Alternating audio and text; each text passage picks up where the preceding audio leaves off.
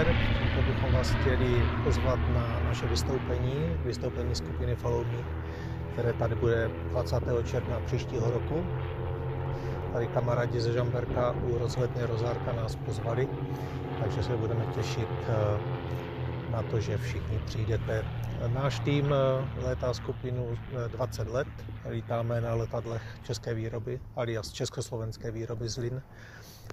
Naši členové půjdu od zkušeností. Bob lítá číslo 2, pravé křídlo, Jarda číslo 4, čili za mnou za žlutým letadlem jako 4, a Luba, nejchytřejší člen skupiny, levé křídlo 3. Takže se na vás budeme těšit. Určitě přijďte.